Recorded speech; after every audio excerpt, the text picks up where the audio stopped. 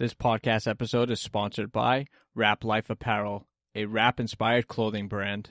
I just got my first batch of shirts the other day from Dusty over at Wrap Life, and I gotta say I'm super impressed by the quality of the shirts. Super lightweight, great designs, and the shipping was just unbelievable. Head over to wraplife.myshopify.com and use coupon code WRAPPEDUP to save yourself 5% at checkout. And remember, free shipping on orders over $25.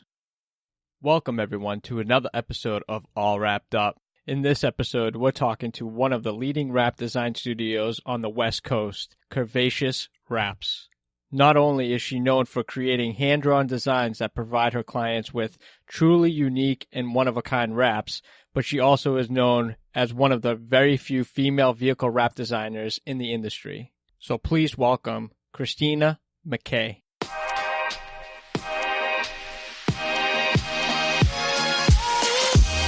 What's up, everybody? Thanks for tuning in to All Wrapped Up podcast. We'll be interviewing industry-leading wrap companies to share tips, tricks, stories, and more.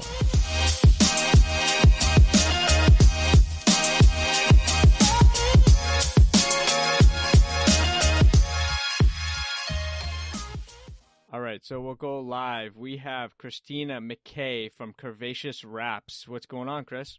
Hey, not bad. How are you, Jeff? I'm doing well. Thank you so much for coming on the podcast today. Yeah, no problem. Well, thank you. I mean, this is an amazing opportunity. So thank you so much. Definitely.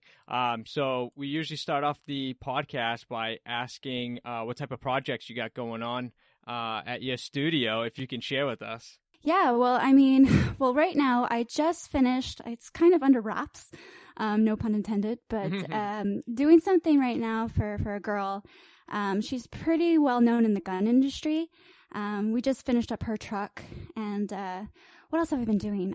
There's another girl too that's in the automotive industry. We're doing some really cool, I guess it's a design that I found on some yoga pants, and nice. I just clothing and stuff like that. That's how I really get inspired too with some of my designs. Or I follow like a lot of makeup artists or nail artists, and I see what they're doing for, vector art and stuff like that. So she saw a design on these yoga pants, and she's like, "Can you make this into a piece of art and put it onto my car?" And I was like, "Yeah, totally. Like, let's do it." So I'm working on that, and I just got an email the other day, and he wants me to actually illustrate Spider-Man to put on the side of his car. So really. Yeah, it's just a lot of really, really cool concepts or really, really cool ideas. And it's a lot of work, but at the same time, it's just about scheduling and trying to get them all fit in to do something really custom. So. Yeah, definitely. And the girl for the gun industry, would that be CC Tactics or Tactics? Nope. No? No. Oh, because I saw some pictures somewhere, and she was a little familiar because I used. Really? Yeah, well, I used to be in the gun industry a couple of years back. No way, I didn't know that. Yeah, so I was making custom wraps for a company out of Colorado called HexMag.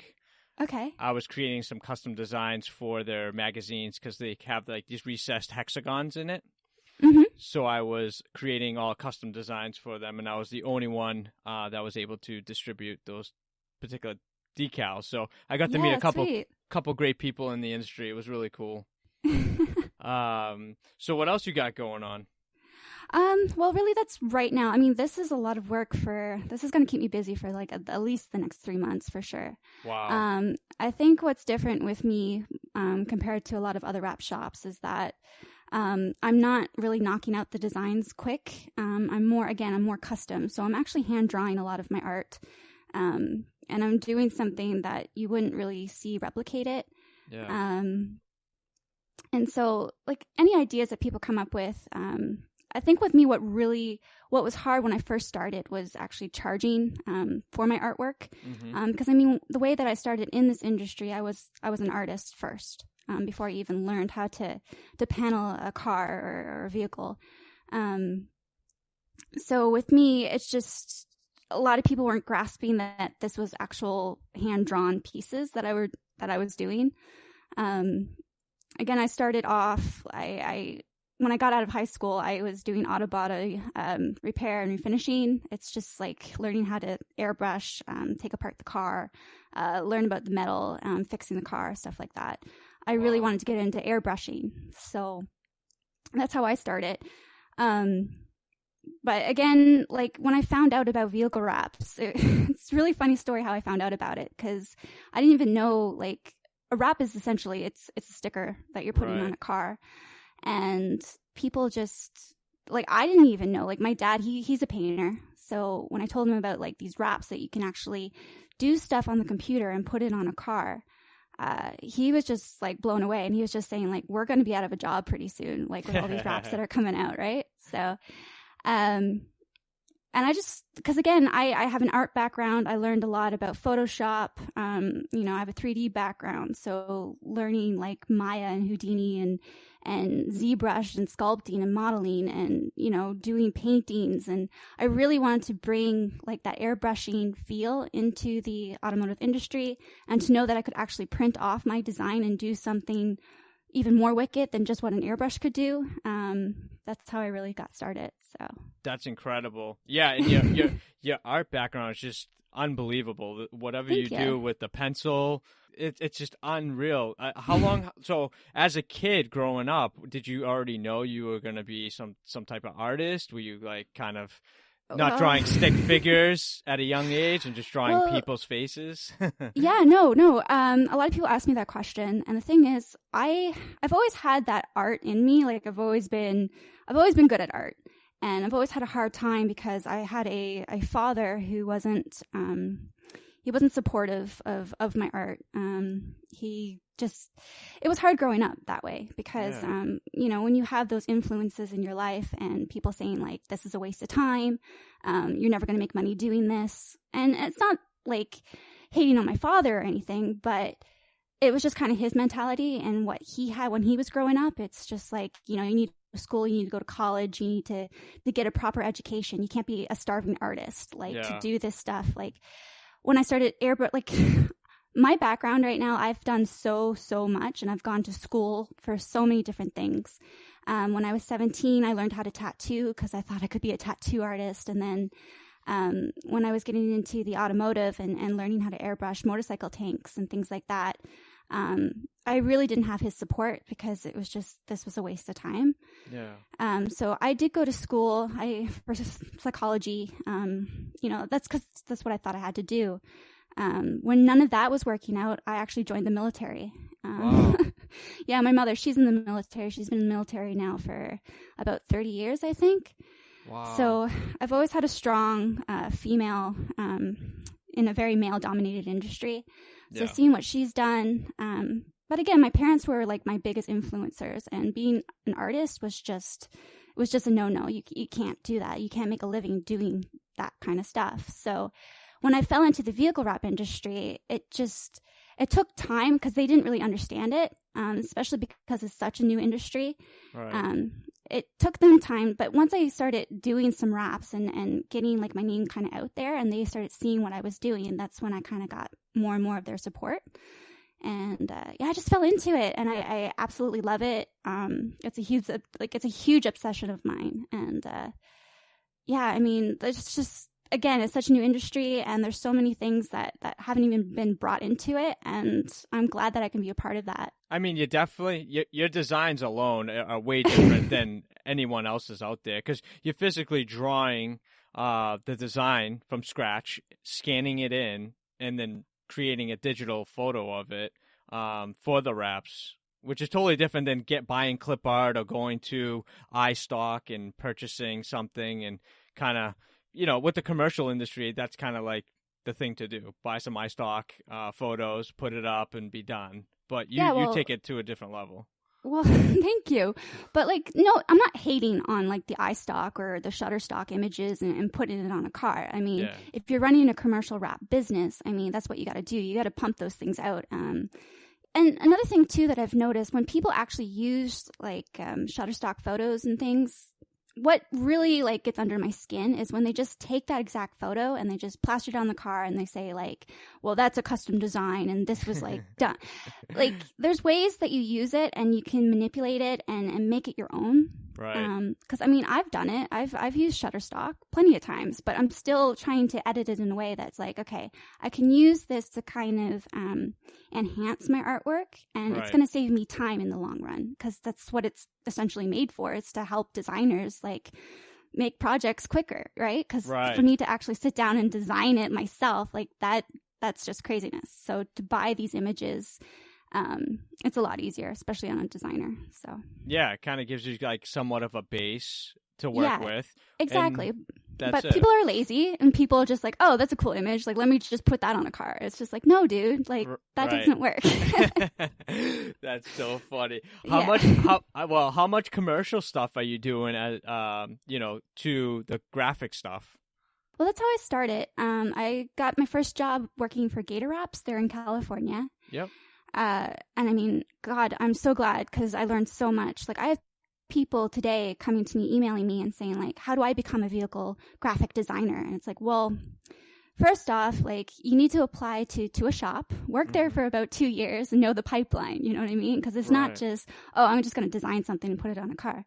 But there are a lot of people out there, like, I don't know, 99 Designs is a perfect example. You got a lot of designers on there that are just sending people designs that don't even work. So yeah, or what's the other one? Fiverr. Oh God, yeah. I just you get what you pay for, definitely. Well, at the end of the day, that's right. Yep. Yeah. So working at Gator, how did you hook up with them initially? I showed them my artwork. I showed them my portfolio. I said, look, like, I'm an artist. I've been airbrushing for a while, and you know, I'm really great at Photoshop, and I just want to do something really cool in a vehicle. I really didn't have any design background on how to like market and do like business wraps, because you know, they're a moving billboard on a car. So I really got to talk, like, I guess it was the sales portion of it. I got to talk to the clients and what they were looking for, and really selling wraps and why they were so beneficial. And I mean, it's like, again, it's a moving billboard. So how you market that, how you sell that and pitch that to a client. So I wasn't only a designer, but I was actually learning sales on top of that as well. So that really got my start. I had people in the design team really, like, I made a lot of mistakes. And I'm so glad that I made those mistakes, because now I can look back and say, like, that's never going to happen to me again. Yeah. But at least, you know, if I'm working at a shop, that's going to kind of be on their own dime and not my own dime. So I'm allowed to make those mistakes. Right. But I took what I could from that job, and I kind of moved on from there.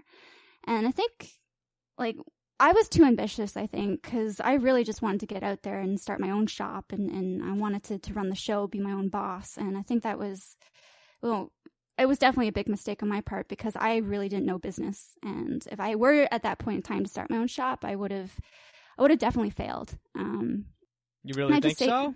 Yeah, I think so. Now why? Elaborate on that. Well, a lot of people, like I said, they want to be boss. And a lot of people that do start companies, like, you must know the statistics of this, like, businesses out there, like, how many of them are failing. I needed to be an employee first, and I really needed to, because I didn't know enough. Right. Because, I mean, looking at the pipeline now, like, looking at what my boss did, looking at what the sales managers did, looking at what production did, looking at what the installers, like, you need a team of people. Absolutely. Right?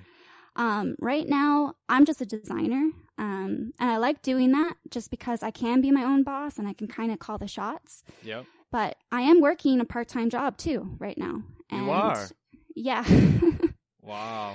And so, is that design related as well? Yeah, definitely. But okay. It's with my art. So I have multiple things going on.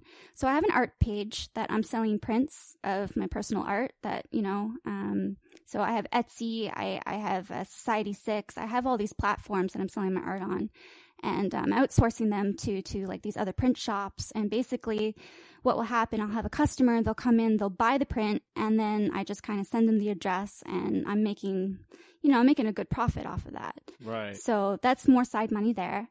I'm with Curvaceous Wraps. All I want to do with Curvaceous Wraps right now, my main goal, I just want the big jobs. So whether it's a really cool exotic vehicle or, you know, it's a cool project like Spider-Man, right. I'm game for that. I'm excited about that. I want to do that. When I first started with Curvaceous, I was taking on every single job that I could, and they were jobs that I hated. And it was just because I needed to hustle and I needed that ends meet. And that was really hard on me, especially because I wasn't charging enough. Like, there was so much that I needed to learn, and I'm still learning, and I'm still not where I want to be. Yeah. But I think, like, a lot of people are ambitious, and a lot of people just want to go out there and do it, but they don't really understand what it entails to really run a business, a successful business anyway. And I've had a lot of friends that just have gone out there and I've seen them fail, and it's a scary thing, and you need to have a different mindset. Like, not everyone can be a leader, you know what I mean? So right. That part is hard, but again, I think in my perspective, you need to be taught these things, because I mean, schools and everything, like, they don't teach you this shit. Yeah. They don't. I agree. So it's really learning from like really successful people, learning from mentors, watching YouTube videos, and taking, like, there's a lot of people I follow too that are in the design world and that have successful studios. And it's not only just cars, but they do things for like other, like Pepsi, Coca-Cola, like looking at what they do and what they design, and other artists. It's not just zoned in on the vehicles, right? But just branding, just looking for, yeah, exactly. And the thing is, a business is a business, and all of these things relate. So the more that you know about, because what I find in the vehicle wrap industry is that people are just really zoned in on that one aspect, and it's such a broader topic. It is. That it is, right? So yeah. I mean, I ran my own business for a little over 13 years, and I had to wear all the hats. I was the billing, and it's hard. Receiving, the sweeper at the end of the day. It definitely sucks. It puts a toll on you. And when you can zone in at your craft at one thing and do that one thing well, and let someone else deal with the rest, that's when you become more successful. Yep. So. Yep. And I mean, I've, like, looking at where I am, like, you talked to me 4 years ago, I would never have thought I'd be here right now. And again, it's just about connecting with people and networking and finding who are the big names in the industry, and really just becoming buddy with them and just working together and collaborating. And that's another thing too. Like, when I was tattooing, I remember when I was 17, and the reason why I hated it so much was because it was so competitive. There was always that competitive edge, and there's just people wanting to do things their way, keeping their secrets to themselves, not really wanting to showcase like how to become a better artist or this and that. And it's no different in the rap world. As you probably already have noticed, it's no different in the rap world. I think so. I think there's people in this industry that are definitely like, no, I'm not going to show you how I did this, and this is mine. And that's the thing. Like, you really need to share what you know and what your knowledge is. I mean, I don't know, like Martha Stewart, like, she's, doing home cooking, and she's sharing everything that she knows to the rest of the world. And like, look at her, like, she's, and she's doing it with Snoop Dogg, right? Nonetheless, like, who would ever thought those two in a show, would do that, Yeah. So people, like, anyone that's successful is not going to just keep their secrets to themselves. They're going to share it with the rest of the world. So, right. And that's what I plan to do as well. I want to start doing tutorials and videos on how to do the art and how to template vehicles in Photoshop, AI, like how to, like, I feel like there's an audience for that. Yeah. And because I mean, I have people ask me all the time, like, what programs do you use? What things are you doing? Like, how do you even start this? And it's just like, well, here's a YouTube video that I did like 2 weeks ago. Like, check it out. Like, that's the stuff I want to start producing and start doing. So. Yeah. Well, talking about the YouTube, you had started one and then kind of just dropped off of it. You had some cool videos of like I did a little research on you, so I found the Rihanna portrait that you were doing on the computer. I mean, I think that was super cool. God. Really? Okay, cool. You think I'm a creep now? No. Because when I first started, because this was back when I said, okay, I'm going to start business. I'm going to be boss now. And this was my mistake. I didn't know enough. But I started doing like these videos for Vimeo and YouTube, and I was like, I'm going to do this. I'm going to like, own the industry. But what ended up happening, like, it was Red Hot Designs is what the company was called, I guess. And something about it just didn't click for me. Again, like I needed to know so much more. Like I've learned so much from where I am, and I'm just now getting ready to like, okay, I'm going to hit this hard now. So, like even with my social media, Instagram, things like that, because if you know me as a person, I'm really, really shy. So I hate doing interviews. I hate being in front of the camera. I hate talking, honestly. Well, you're not bad at it. I think it took a lot of practice. I mean, when I was like, I couldn't even order a hamburger when I was in my teens. Like, high school, I just remember, because I was so shy, people actually took that as me being bitchy, and it wasn't that at all. It was just because I was terrified because I'm scared of what people think. And, you know, it's just recently now, it's just like I post one video and I'm getting all these views, and it's like, I got to start doing more of this stuff because people are interested not in just the designs, but who's behind the designs and who is creating this, and right.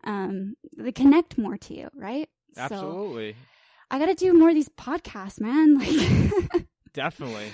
So yeah, more videos and more podcasts. Yeah, get out of your comfort zone. Really push yourself, and like that's what I'm doing right now. And you know, it's hard. It's not easy, and I think the more that you feel uncomfortable doing something, the better you're just gonna get at it. And yeah, like you just go after it. At the end of the day, it's just practice. I'm pretty much similar. I would go to like the MBM shows or sign conventions, and I would, you know, wear my sweatshirt, and people are like, "Oh, you're so and so," and I'm like, "Yeah, hi." And it'd be just awkward. And now doing the podcast, I mean, it's not that bad because I don't get to see everybody while I'm talking, but I just feel like it's just a phone call, shooting the shit about the industry, and you know, everyone's kind of got similar stories and stuff like that, so you know, I can relate a little bit to a lot of it. And well, like even right now I'm holding a pencil as I'm talking because it's like the only thing that I can put my, you know, energy in. That's so funny. But like when going to conventions like SEMA or RapsCon or any type of sign, banner, you know, you name it, show, you go there to network and meet people in the industry. And for me, like, that's terrifying. It's just like even approaching a person, like I know, like, I don't know, let's just say like the head of 3M or the head of Avery or whoever, like, you know, the person, you see him across the room, and it's like, okay, how do I approach this person, and how do I say hi, and am I going to make a fool of myself? Is this, you know what I mean? Yeah. So overthinking it, exactly. And really, when all you need to say is, hey, I'm Christina, I'm a vehicle wrap artist, this is what I do, and check me out. And or, you know, something as simple as you know, what brings you here, or whatever, you know what I mean? So it's just really getting those conversations going and meeting the right people. So it's definitely, for me, because I'm such an introvert and I'm so shy, because for me, it was like a Saturday. Like, I'm an artist too, and I find like a lot of artists are really introverted and they just want to stay home all day and draw and watch Netflix and eat popcorn. But really getting out of your comfort zone is definitely a must if you want to be successful in this industry. So yeah, you definitely got to show your face, do more videos. It's funny, I did actually, you popped in at the last tail end of the live feed yesterday with Chuck. You had popped in there, but I already had 2 hours prior to that on a live feed. Yeah, I had 3 hours of audio last night. How exhausted were you? It was great. You know what it was? It was just everybody, a lot of people don't get to see me behind the mic. And like you said, as soon as you put out a video and it's more intimate and they can see you and it's more interactive, I think people you know, take that in a lot better, and people were just like, "Oh, I love the podcast. It's nice to see you behind the mic. Now you can put a face behind the voice," and people love that. And you know, I had up to 46 people on at one time. And wow, yeah, see, that's 46 people. That's a lot. Like, a lot of people think, "Oh, 46, like that's not a big," but that if you had 46 people in a room, like, that is a lot of people to be talking to. You know what I mean? So, yeah. So I'm going to plan on trying to do that at least twice a month. try to do that. Yeah. Cool. And another great thing too, when you're doing live videos, like I'm studying Instagram algorithm and analytics and stuff like that. But the more live videos you do, and doing like the Instagram stories and stuff, the more that your account is actually going to be shared in people's feed. So people that might not necessarily follow you, but people that might like cars or wraps or whatever, it's more of a chance that you're going to actually pop up in their feeds and they'll actually follow you. So keep doing the videos and keep, doing the stories and stuff, and guaranteed your following is just going to keep growing. So. Oh, that's awesome. That's great piece of advice right there. Yeah. Going back to when you were working at the wrap shop, did you ever get to put any vinyl down? Yeah. No, I was, like I said, I was obsessed with it. I didn't just want to be a designer, and I felt like to be a better designer, I really need to know how the installers were working. Not only installers, but like how the production team worked. Like I wanted to know every aspect that went into a wrap. Yeah. So I needed to learn how to install. So I actually took Justin Pate's course. How did you like that? I didn't, like, if I'm being honest, it wasn't long enough. I don't think 3 days is long enough to learn this. It was a great course and all, and I took what I could from it. But I just, if you could give me 2 weeks in a course, like that would be amazing. I would definitely do something like that. Yeah. But again, like working in a shop, you have that advantage to, like, for people to actually teach you and to show you. Like, you can go to the installers and say, hey man, like, you free Saturday, I'll get you a beer. Like, show me how to, wrap this bumper, or, and people are willing to do that. So especially when you make those connections, and you make friends that way too. So definitely. Yeah. That's like, cool. even this weekend, I decided to wrap my own vehicle, and, I knew I couldn't do it all on my own. So the people that I'm working with now, I just went to him and I said, look, like, you got some free time. And he's just all excited and knowing what I'm doing. It's a cool wrap. It's a cool design. And for him to be like, hey, I was part of that.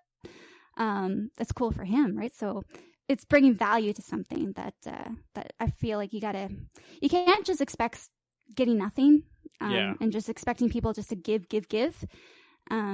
But at the same time, like, I love wrapping. I love installing. I think it's fun. It's that concentration. And I've made a lot of mistakes with like installing and learning about the vinyl and how it works and how it wraps around the car and how it can pop up and how you can make, like, how to really piss off customers and how to fix this and how to fix that. Like, it's just so much information. And honestly, like, being a designer, you don't think of that stuff, what they go through.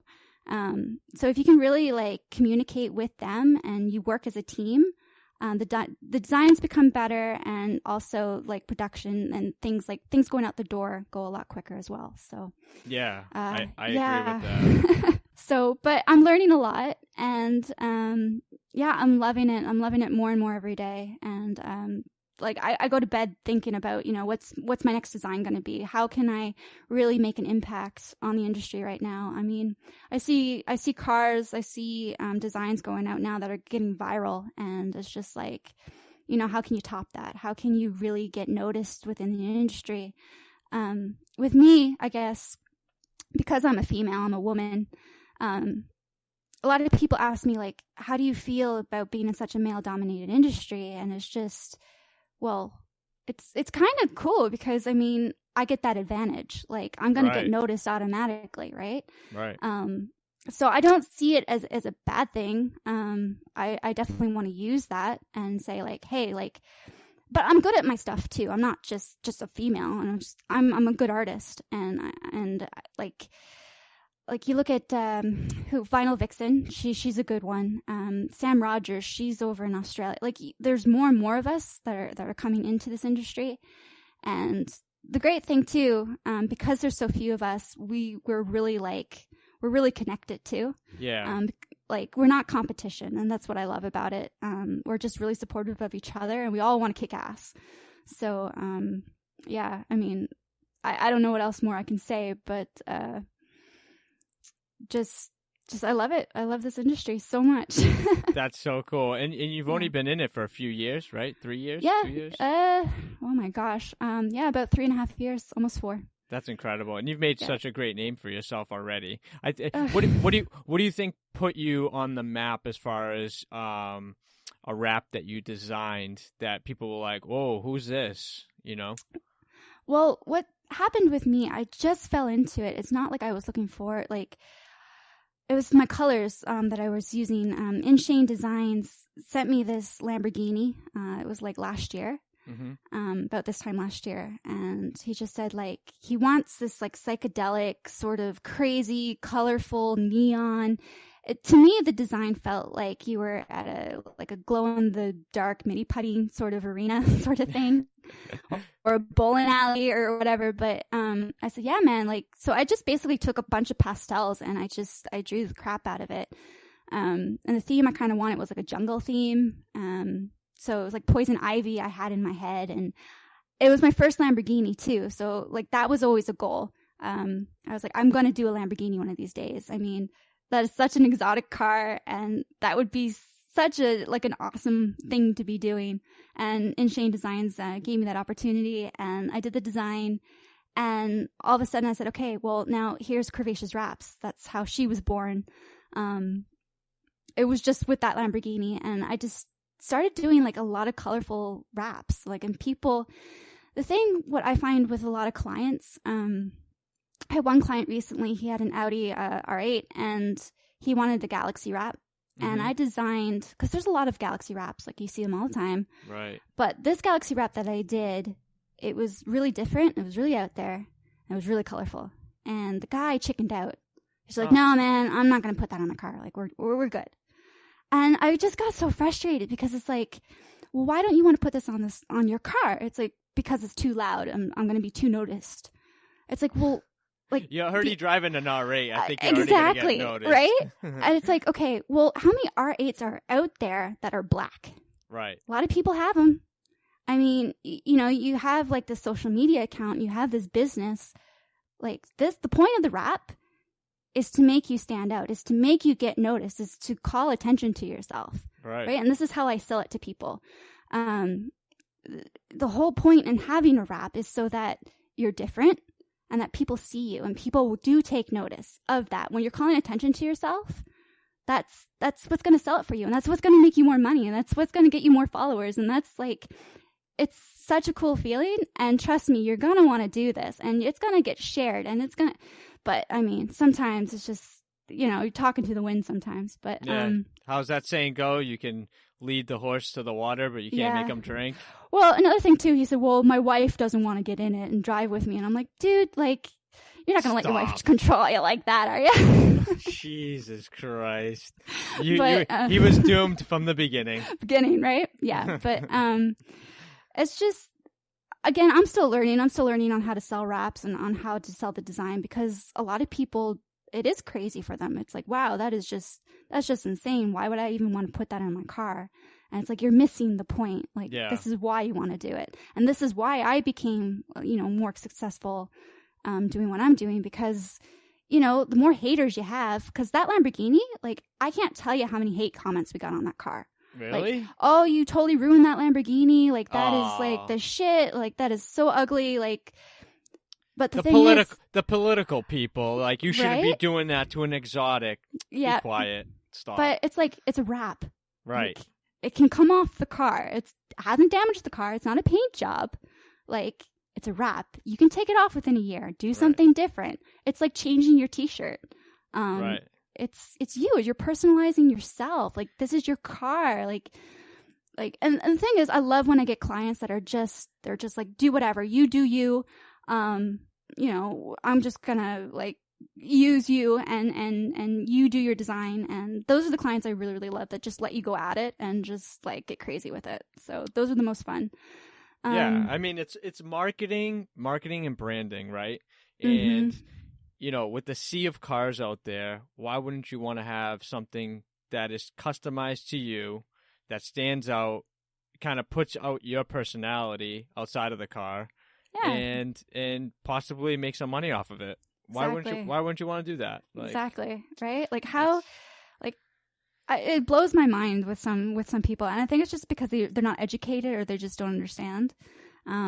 Well, you said it right there. It's education. And a lot of people, because the industry is still so new, there's a lot of people out there that aren't educating enough to their clients, or maybe, giving them the correct information, or however the case may have gone, about the wrap, because some people say, oh, yeah, it will protect the paint. Well, what else? That gets old. It protects the paint. Yeah, so does PPF.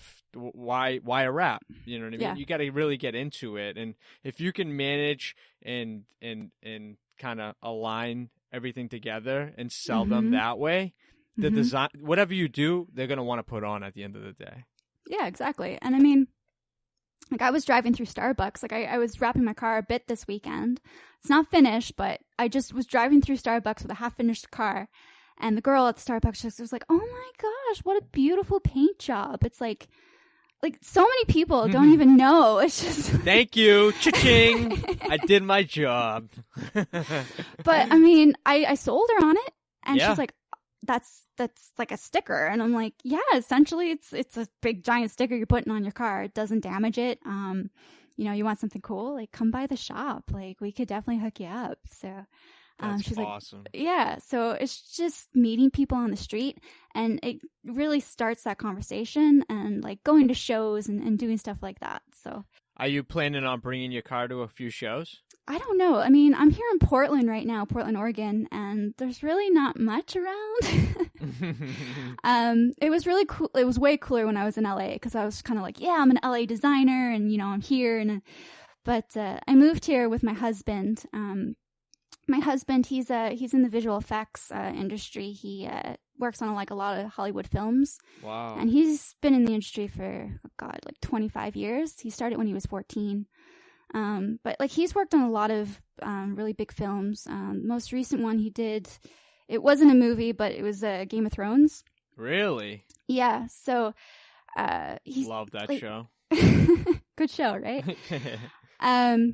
But he got to a point in his career where he's just, I've done this for so long. He can work from anywhere in the world right now. He can work from home. He has the computers. He has the systems. So he has studios calling him all the time to work on projects. And he has the rendering farm and everything in the garage right now. So wow. But I look at him and I see what he's doing and how he's marketing himself and how he can work with other studios from across the globe, and he's doing it. So he's my muse. He's my inspiration. He's my mentor. So, and it's so funny too, because he's not a really big car guy. But he is super supportive of what I do. And, he doesn't even have his driver's license. Don't tell him I said that. But he's going to listen to the podcast now. No, that's fine. He knows I'm just making fun. But yeah, I mean, he's always had such a successful career that he's never really need to drive a car. He would always get taxis or Lambos, or you know what I mean? So that's awesome. Yeah. So so there's no hating on that. I still want him to go get his driver's license. I think that would be really, really cool. But he's he's so different. When I met him, me and him are the complete opposite. He's really outgoing. He likes to go out and socialize and meet people. And he's the one that really got me out of my shell. And yeah. I'm just again, I'm a turtle. I just want to be in my little shell, and I don't want to get out into the world. Yeah. So he's, and I'm good for him too. So we kind of level each other out a little bit. Balance. Yeah. I mean, I think there's two different types of designers when it comes to, the artsy type that draw a lot, which you do. And I noticed that they're, a little sheltered a little bit, or try to, being a turtle, like you would say. But then there's the graphic guys that are on the computer all the time, and those guys are going 100 miles an hour. They got this crazy music blaring in the background, and it's they can't shut off their mind, and they're just going 100 miles an hour and want to talk to everybody. Yeah. And I love that. I love that that there's two different. I'm the loud person playing the music in the background, and nobody talk to me. I just want to blare whatever, STP in the background and just get into the zone. And then there's people who hand draw that piano music in the background and just draw, and everything's calm, and Netflix in the background, or whatever the case may be, but that's why I love like being artsy and design wise, because I actually went to school for graphic design, got my associate's degree, wanted to be a web designer. Okay. And then all of a sudden WordPress came out, and I was like, oh, I'll be without a job in like a year, so forget that. So I worked at a sign shop for about 2 years, ended up running it, and fell in love with the industry just like you. Just kind of walked in, showed them my portfolio that I was working on in college. Yeah. They're like, yeah, I can use you. And I was a grunt. Yeah. I was a grunt for 6 months, but whatever, But that's kind of like where everybody started, and everybody has a similar story to their background of getting into the industry. So you actually went to school for graphic design? I did. So I have an overall degree in visual communications, which would be Photoshop, Illustrator, web design, graphic design,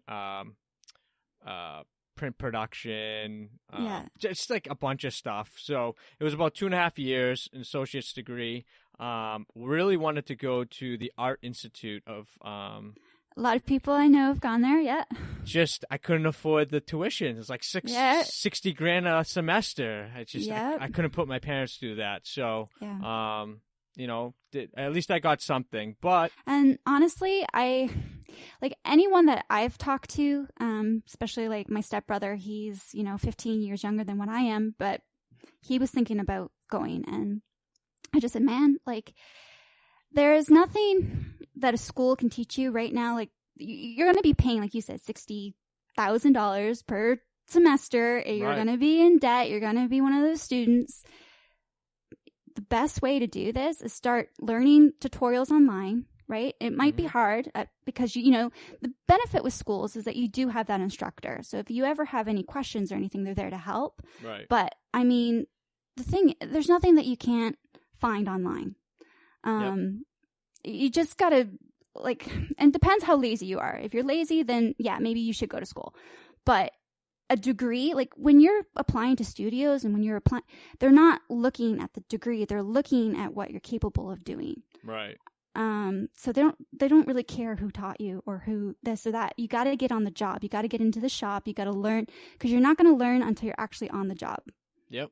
Like, honestly, and schools don't really prepare you for that. Anyway, in my experience, someone can definitely disagree with me, but I honestly, I don't want to be $60,000 in debt. Like, that's not me, and I know I'm capable of doing just the same as someone with a degree, I'm proving it now. Like, I'm doing all these cool designs, I'm making tons of money, and I don't even have a degree. So, I'm not in debt. Right. So, it's yeah. Yeah, so. If I'm going to be in debt, I'm going to be a doctor at the end of the day. Exactly. So, but even doctors need to learn how to sell and market and all of that. So yeah, I agree with that. And schools don't teach you that. They don't. And the only way that you're going to do it is by following people with the following. Who are the influencers in the industry? Who are the big names? Who can who's the richest man in the world? Like, who can you study? So. Right. Well, let's talk a little bit about your setup for your art studio. Sure. What's your little toys that you got to play with? My pipeline and what I do? Yeah. Okay. So really depends. Usually the way that I like to work right now, I draw the graphics first. So I'm always with a pencil, paper sketch. And that's how I usually talk to the clients. It's just if I was an artist doing an illustration for somebody, or if you're doing a logo design, you do that initial sketch. Right. And as soon as that's approved, that's when I get into the digital aspect of it. I have a really great scanner here that I scan all my artwork on. And then sometimes I will use programs such as like Corel Painter. I love that program because of all the brushes and everything that you can use. And then Photoshop, you're just editing like maybe a pencil mark here and there, just kind of make it more pretty. And then you're trying to fit it on the car to make it flow, or if it's a truck or a motorcycle, whatever you're doing. And you're just mocking that up. So I use Photoshop. I use Illustrator for vector files. and I'm using Corel Painter as well, which I don't know if a lot of artists are like in the industry. I think they're mainly just sticking with AI and Photoshop. But Yeah. I was gonna ask you about that because a lot of people that I've talked to, they never mentioned Corel. So really, yeah, everyone's always an Adobe. I mean, yeah. I'm an Adobe guy, so yeah. But like I remember when I was working for GM Von Wheels, he wanted a really cool logo, but it was the 3D sort of coming out of the vinyl. And what I did, I actually went into ZBrush and I 3D modeled his logo. Yes, and then let everybody know what ZBrush is, because a lot of people don't know what ZBrush is. Yeah, ZBrush is basically a sculpting thing. So if you watch like animation films like Disney, I don't know, Frozen, Shrek, like, or even Game of Thrones, like the dragons, like they're all modeled in ZBrush. Yep. So it's a sculpting tool, and it's not using like old school clay. You're actually using the clay on your computer screen, and you're using, your Wacom or your Cintiq or whatever, to create those graphics. So what I've seen a lot of people do too, they do like a lot of vehicle renderings in 3D. And then what they'll do, they'll throw it into Photoshop, and then they'll add like the really cool lens flares and the effects, and maybe they'll add a wrap onto it, and then so it's really cool. There's so many things you can do with it. It's still growing. I don't think the vehicle wrap industry has really seen a lot, because seeing what my husband does in the 3D world, like I know like the vehicle wrap industry has so much further to go. Yeah. Well, you brought up Maya too. What are you using Maya for? Like I know Maya from college, and really? That has nothing to do with the vehicle wrap world. I mean, with you saying that, I'm like, whoa, what is she using Maya for? Really? I used it for my 3D. Like, I thought I had an idea that I could do 3D model cars and showcase the wrap to my clients that way. I don't know. I'm still kind of scanning like how I can make that work and make it profitable. Yeah. Because it is a lot of work, knowing 3D modeling. But Maya or 3D Studio Max, that's another one. But they're just programs, just like Photoshop or Illustrator, that you use to create like these content. And they're just higher performance programs, like way higher performance. Yeah, there's a lot to learn. It's not just like a little like file open thing. It's just there's a lot. Yeah. No. Anybody go Google image Maya program and look at this setup. You're gonna be looking at gibberish, because there's tools everywhere in this program. And I know from college, and I didn't do well in that class, I'm going to admit. But thank God I don't play with that. I could never. I mean, Photoshop and Illustrator is good for me. Yeah, well, and the thing too, like with Maya and 3, like it's changing constantly. And there's new programs coming out too that make it easier. There's Modo. They do, like, what's great with that is that they really concentrate on the cars. And it make it a lot easier than what Maya and 3D Max would do. So, like with the renderings and stuff, and doing textures, and there's so much to learn. But I went to school for it for a bit too, and that's how I learned. But I ended up quitting when I went to school. Like I was 2 months into it, and I said, "This is like I'm not learning anything that I can't teach myself." Right. So, yeah. Sometimes you end up teaching more to the professor than the professor's teaching you. I remember there was guys in my class that they were getting an A for effort. And here I remember they came in like it was like a stick figure or something. And I was just like, dude, like, here's my portrait of Angelina Jolie, like, and we're still getting the same grades. And it's like, no, like I'm so much better than this. And, right.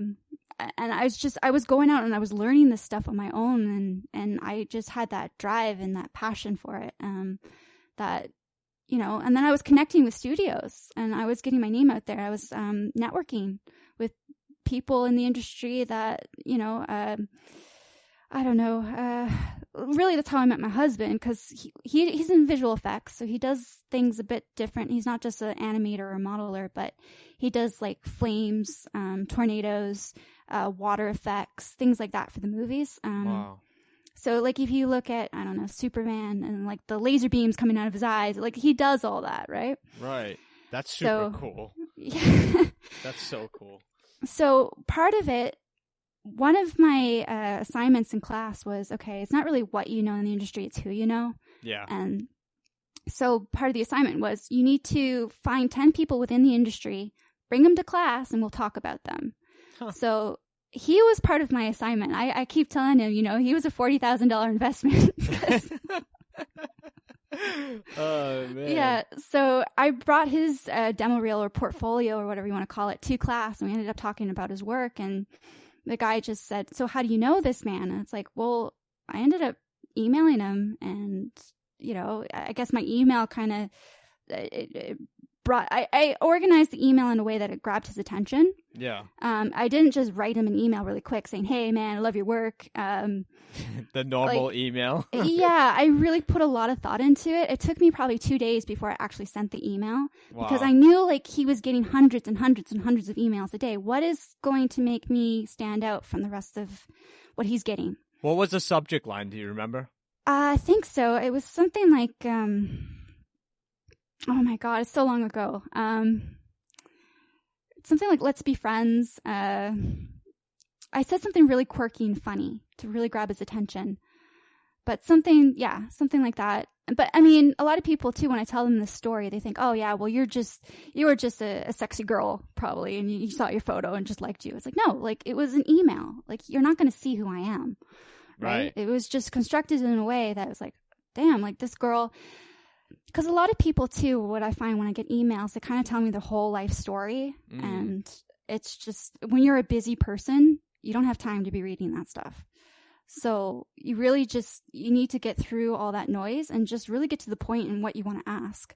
So my point is look, I have a father right now who he's just not supportive of me. And I really just need to know if this industry is something that's worth doing. Right. And, and that's how basically it was a lot more detailed than that, but it got the point across. And he ended up emailing me back because he knew that, this girl is just really looking for some insight here and how can I help her?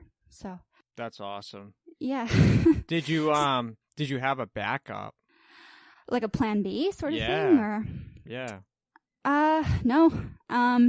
What ended up happening was I was in a relationship at the time. He ended up breaking it off with me. And I said, screw the world. I need to get out of my shell, as I said, that turtle shell that I was in, because I'm from a small town. And I never ever got out of that town. And Alan, my husband now, he was in LA, Los Angeles, doing films and stuff. I said, screw it. I've always wanted to go to Hollywood, see California. I'll get on the next flight and I'll just do something for myself. And I knew that he was down there. And I said, hey, because at that point we were talking for 4 years. Yeah. And he just met me for a beer, and we just hit it off. It was crazy. But just taking that risk, and that's something I would never do. It's just not normal for me, right? I don't hop on a plane and just go wherever. But it was I'm so glad for it, because if I never did it, I would never have married him. So yeah, wow. It's crazy, right? But I fell into this vehicle wrap industry. Again, I was doing my art, and I was saying to him, how can I make money doing this? Again, my father wasn't very supportive of me and doing what I do. And he kind of drilled it out of my head to say, look, no, you have talent. There's money to be made here. You can do this, right? He said, what do you love? What's your passion? Tell me. It's don't think of it that you can't do it. Because that's how I had my mindset, right? It's I just had myself convinced. You had yourself convinced that you couldn't do it, right?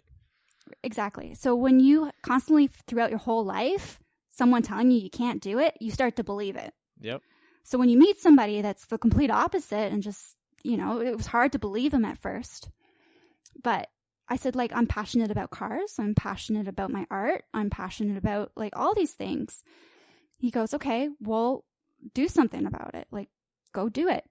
So I ended up finding a shop that was in LA, and it was Sticker City. I don't know if you... Yeah, I've heard of them. They're pretty popular. Yeah. But at the time, they weren't popular. They were doing commercial wraps. And I ended up reaching out to one of them. And I said, hey, I did this mock-up of a car. What do you think? I don't really know what I'm doing, but wouldn't this be cool on a car? And they're like, oh, yeah. So they ended up getting a couple of my designs that I ended up getting on some cool cars. And the thing was, I didn't really know about vehicle wraps and how it really works. So I said, okay, I need to get into a shop. I need to get into a studio. And that's when Gator Wraps hired me. So, wow. Yeah. So if it wasn't for that move, you'd still be where? Back in Canada in my small little town, probably in the military, doing something I really had no passion about and really hate it. Yeah, because when I joined the military, they hired me as a weapons tech. Wow. So it was a cool job. I mean, hey, like I'm loading bombs onto a plane, but How long did you do that for? Not long. I didn't like it. It wasn't me. What branch was it? Air Force. Air Force. Wow. Yeah. So I just I guess I did mainly to please my parents. You know, you never want to disappoint your parents at the end of the day, right? But I totally understand. You get it, yeah. It's hard. I mean, not to blame them, but it's just that mindset. It's like, okay, you go to school, you go to college, and then from college you get a job that you work, you get your pension, you retire, and before you know it, you're dead. So that's not the life I want to be living. Definitely not. And, you know, being an artist, I've always been a good artist, and it's just recently now, I'm going to be turning 30 this year, but it's just recently now that I'm really just going for it. And I really wish it took me sooner to kind of catch on to this. So, yeah. I mean, better late than never at the end of the day. Yeah, very true. So I guess like with this podcast, if you were to ask me, like if someone were listening and what they can take away from this, it's just, man, like just go after it. Just do it. You're scared. Well, then that's a good feeling. Like just, you know what I mean? So. Yeah, don't be afraid to just go ahead and do it. Because at the end of the day, someone else is just going to swoop up behind you and get ahead or take it away from you, you know? So. Yeah. Exactly. Like I keep saying, like I have all these ideas, and a lot of people have ideas. A lot of them don't get executed. And the thing is, someone's going to come along with those same ideas, and they're going to do it. And you're going to think, why the hell didn't I do it? You know what I mean? So, yeah. Similar to my situation with the podcast. I've been talking about trying to get this podcast up and running for a few years, believe it or not. Really? Yeah, I've been, you know, I got out of the industry about 2.5 years ago, and I kind of missed it. And you know, I've been talking about doing a podcast with a couple friends, and they were like, dude, just go and do it. Just go and do it. And I'm glad I did. I came out just before a few other people had come out with podcasts for the industry, and I'm kind of glad I did it when I did it, because I can honestly say I was the first one to kind of start. But I had some ups and downs, obviously, like any business that you're going to start. You know, trying to get into that comfort zone of talking to people and figuring out what you're going to ask and not sound, you know, dumb doing it, you know? So, but if I hadn't have done it, I probably would have been really mad after seeing others do it and beating myself up that I didn't go ahead and execute that. So. Yep, exactly. No, I mean, more power to you, man. I mean, it's like, what are you up to now? Like 900 followers or something? I'm about 900 followers, and we're going to be doing a huge giveaway. Like, this ended up being a 1K giveaway for followers, but I think I'm giving over $1,000 worth of product to somebody. Damn, nice. Yeah, so it's going to be a great giveaway for installers, designers. You know, we have Dan Antonelli's book that's coming out. I'm sure you know Dan. He's a great guy in the industry. He's donating his Building a Big Small Business Brand book. Yellow tools.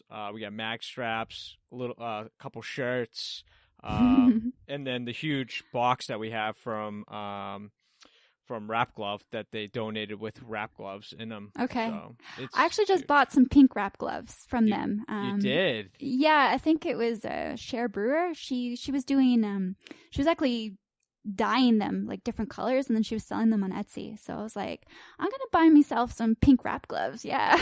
That's awesome. I know Metro Wraps just came out with a lime green one, which was really cool. Cool. Yeah. No, like again, personalizing the gloves. Like, why that's not? it. Right? Yep. Be different. Stand out. Before this podcast, I just wrote down like a couple of key notes, what I might want to discuss. Yeah, let's talk about it. So, like a lot of people have been asking me too, the way that I do wraps, like I charge a lot for them just because they do take it takes so much time. It takes a lot of hours to do what I'm doing. And people are just like, well, how do you charge? Like, who's willing to pay that amount of money?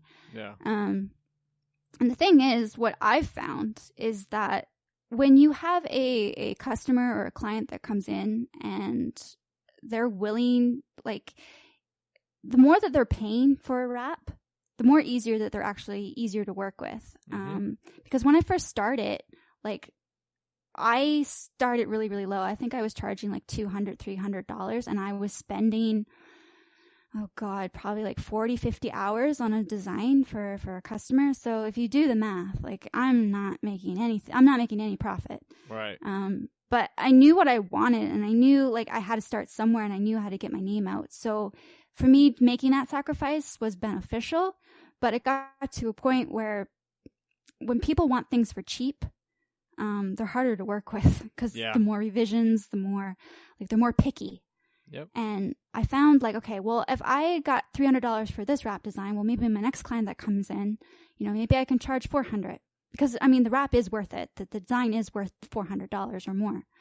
And so once I made that sale, then I got up to $500. So I was just really working my way up. Mm-hmm. And when I got to like the $1,000 mark, and I was like, oh my God, someone actually paid me $1,000 to make them a custom design wrap.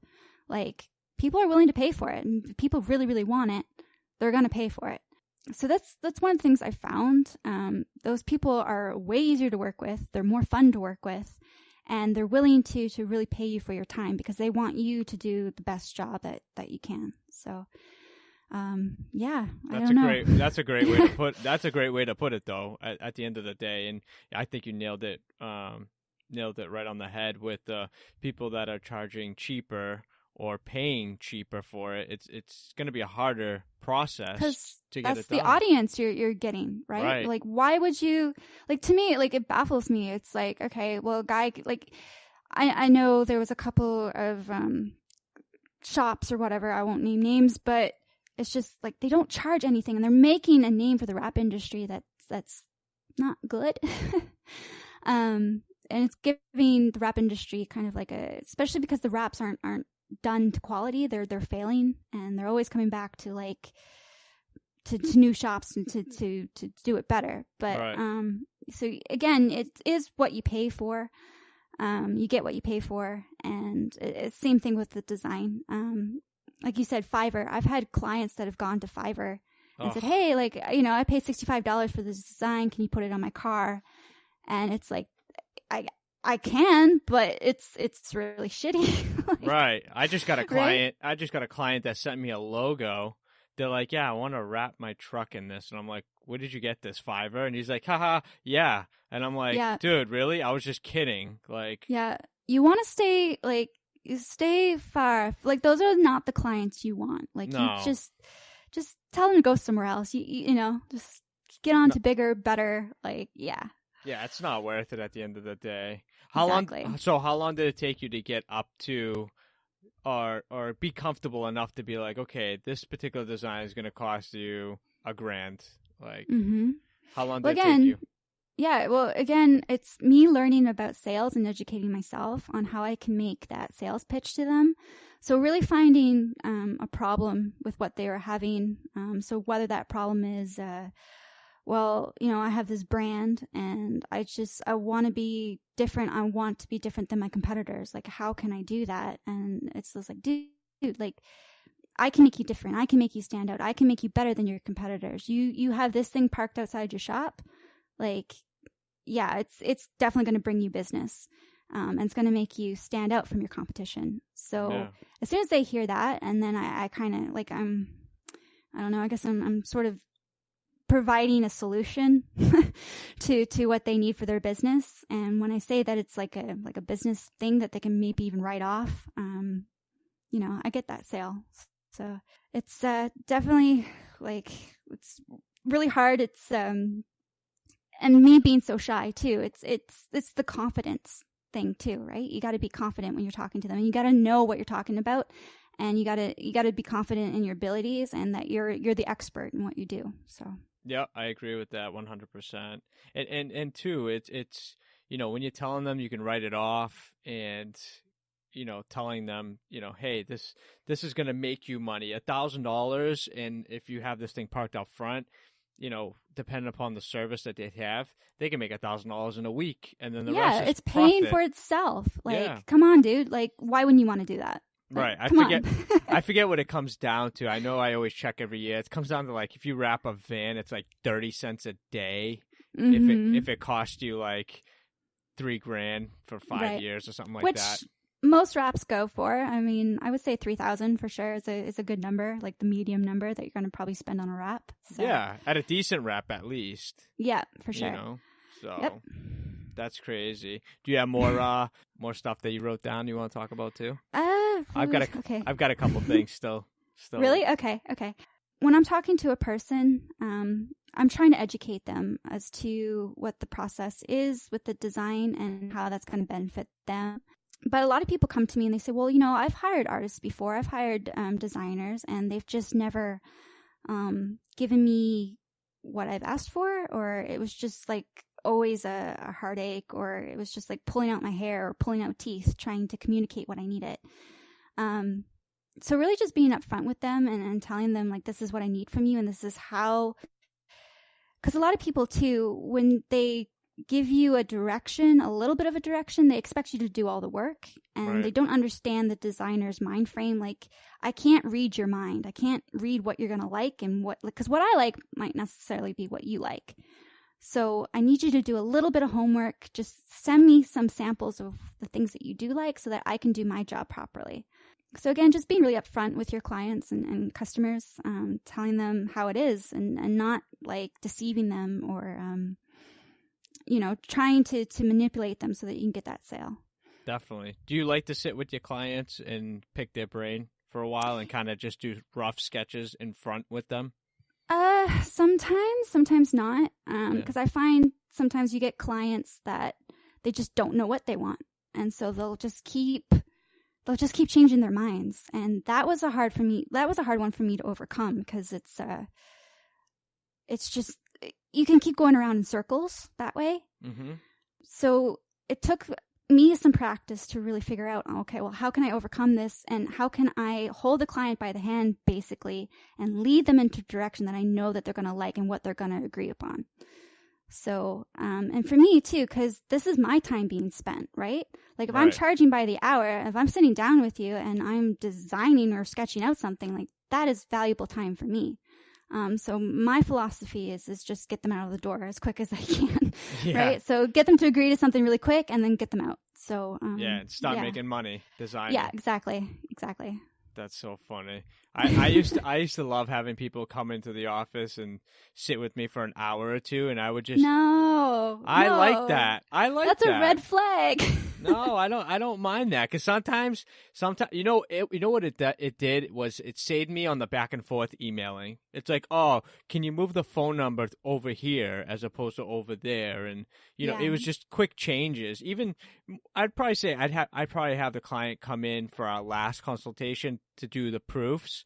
I'd have them come in and just talk to me and like, hey, do you want to move the phone number, or do you want it here, or do you want it here? Just to get that final, print it out, have them sign off, and then start production, That was just me. The thing that I like, again, it's about educating your client. So it depends how much they change the layout. So if you move the phone number like over there, but then there's a logo over there, and then you got to place that logo somewhere else to make it fit. Like, that, to me, that's a major change. And I'm going to be, that's either going to be a revision or I'm going to be charging for that. So right. How many revisions do you give the client typically? I give them 3 free revisions. So first, it starts off with initial design. So we get the initial design down. It's their idea kind of coming together. If I'm completely off, then we just scratch it and we just start from the beginning. And once we get that initial design phase approved, then I get into the revisions. So they have 3 rounds of revision. So again, it's free. So, and the way that I work too is each side of the vehicle. So they'll have 3 free revisions for the driver, for the back, and then for the top. And then, the passenger is usually like just the mirrored image of but sometimes it's different.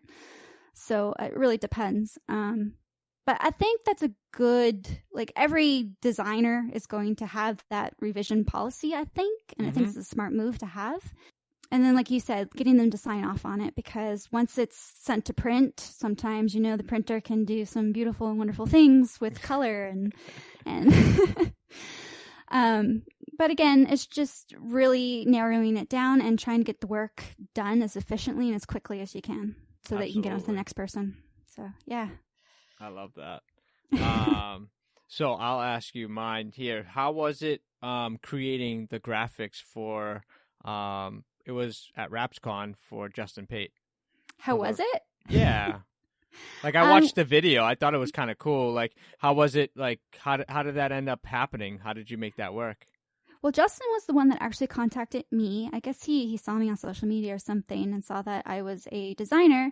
But with Justin, he was saying that he's always concentrating on the wrap aspect of it, the installer aspect. And what he wants to start doing is getting more on the design aspect because, it is all part of the pipeline. And I think he's just, because he's done so many videos, he's actually running out of ideas. So it's like, okay, what can we think of doing next? So he contacted me, said if I'd be interested in doing something like that. And I was like, yeah, what do you want to do? And so he goes, okay, well, I've hired a couple of designers. You're all going to be on a certain day. So I was actually, I think, was I on the first day? I think I was on the very first day of RapsCon. But, so what I'll have you do, I'll give you a theme. I'll give a designer another theme, and then the third designer another theme.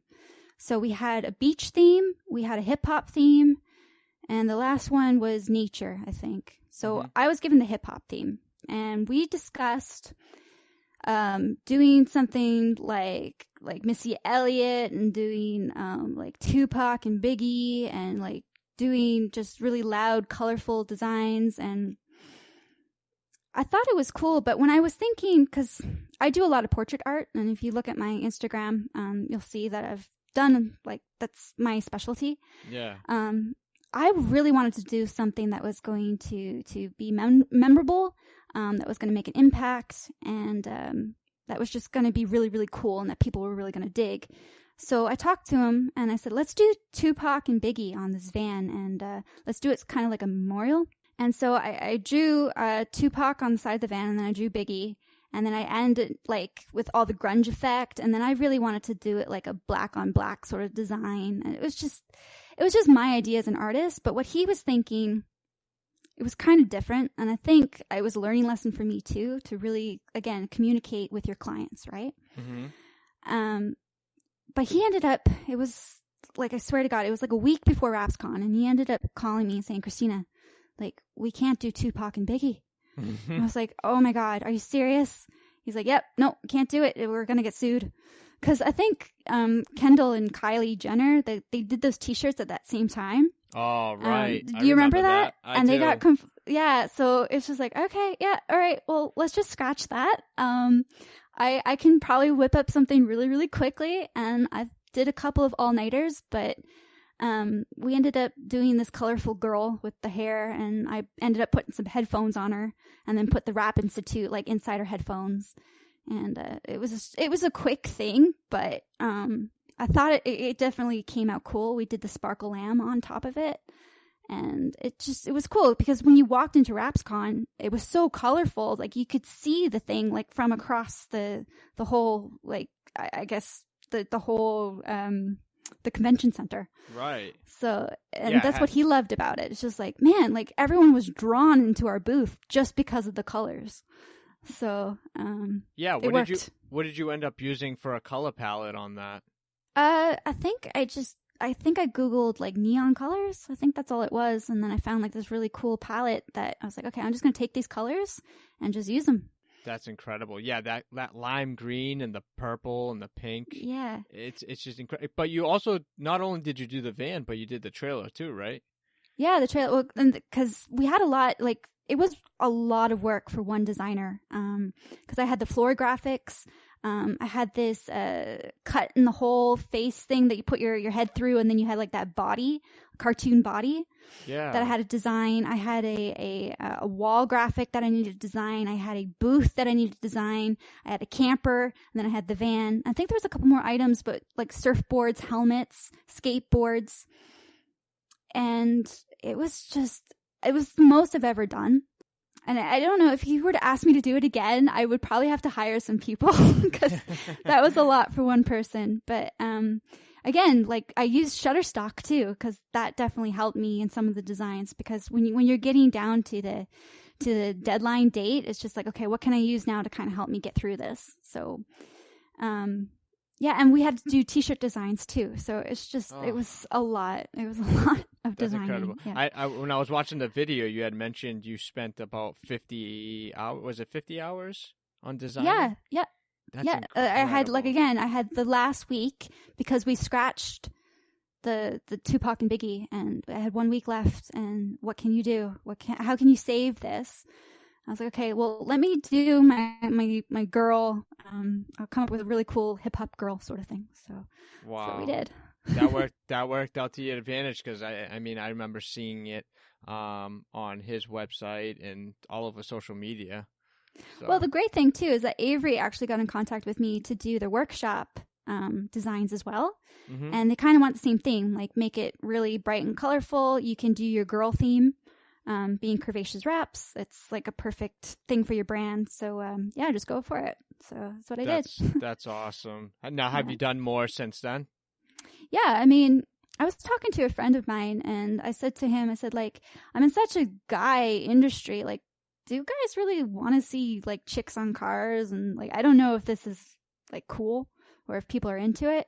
But he said to me, he's like, you know what? No, like, this really works for you. This is if you know your personality, you're very bubbly and you're very, like, you're female. Like, show what you're good at, and keep with it. Like, this is definitely your niche. So yeah, don't change because the way the market is, or the dominated area of the industry is men. Don't change that, because then that ends up changing you, and then it reflects on your artwork. Yeah. Which won't be positive, you know? No, definitely. I got to keep being me. And I still like doing cool stuff like skulls and creatures, and like I'm doing Spider-Man. Like I'm very versatile, and as long as I can still get creative with it and do like some really cool, neat stuff. Because you look at airbrushing, there's like the world is just crazy with the airbrushing. So right. Yeah. Now you're creating something on the computer, which is similar to airbrushing. Now you use a tablet to. Yeah, I use a Cintiq. I started off with a tablet, but then things just weren't, like, I couldn't get that stroke or that line that I wanted. Mm-hmm. So I ended up saving up for a Cintiq. It's just a Wacom, but I can actually draw on the computer screen. And it's like I got my piece of paper and pen with me, and I just do it on the computer. So it's, a lot of people think if it's digital, like digital art, it's not really art, but it is, because, I mean, it's a tool and you need to learn how to use the tool, and you still create art from it. It's not like the art is generated for you. So right. Well, it's our era of art, you know. Soon the paper and pencil drawings are going to be obsolete. Everything's going to be on a computer, on a tablet, and you're going to have to make that transition at some point. Yeah. So why not do it now? How long did it take you to get used to, you know, using the tools and the pen and whatnot for the tablet? Not long. No? Not long. No. Good transition. Yeah. I mean, maybe it's just because, I don't know, like, it is different, and it's just like anything when you first get a brand new car. You know what I mean? Like, you sit in the car and it just it takes some time to get the feeling of it, or, you know, how wide it is, and like backing up, and you know what I mean? So yeah. It's just like anything, but you slowly, the more you use it, it's just like anything. It's easy, comes easy. I have a couple like little fire questions I'll ask. Sure. And Okay. then get your reaction to them or answers to them. Cool. So what type of program do you like to use the most? Corel Painter. What's your favorite color? Pink. Pink. All right. What's your resolution going to be at when designing? 720. 720. RGB or CMYK? RGB. Okay, perfect. Those are the questions I only had. Okay. Cool. All right, cool. So it's been an absolute pleasure talking to you. You're such a cool girl, and coming out of your shell to come talk to me for a little bit, I appreciate it. Well, thank you for contacting me. No, I was really excited when we started this, and as soon as Jessica showed me, I was like, yeah, like you're definitely going to get a lot of people coming onto this thing, and you're definitely going to get a lot more followers too. So I appreciate that. Thank you. Yeah. Let everybody know where they can find you on social media and website. Yeah, so I'm Curvaceous Wraps, so I will spell that for you because it is a very, very hard name. But Curvaceous Wraps, it's CURVACEOUS_wraps, and that's on Instagram. And then my website is just curvewraps.com. Perfect. Christina, absolute pleasure talking to you. I wish you all the best for 2018, and maybe we'll meet up at WrapsCon this year. Oh, yeah, definitely, for sure. Okay. Perfect. Thanks. I want to thank Christina for taking the time out of her day to sit down and talk to us a little bit on the podcast. This episode is sponsored by The Wrap Promoter, featuring wraps, graphics, designs, and tools from around the world. To see more, follow at The Wrap Promoter on Instagram and Facebook. For features and advertising, email wrap.promoter@mail.com. I want to take a second to thank all my listeners and supporters as well as sponsors of the podcast. I really appreciate all your support. And if you could, please share, like, and subscribe this podcast if you like what you're hearing. It really helps us out ranking on iTunes. And don't forget, we are also on Google Play, Stitcher, iHeartRadio, and now on YouTube. Please go to our YouTube page at All Wrapped Up Podcast and subscribe to that. We'll be posting some videos soon. Till next time, that's a wrap.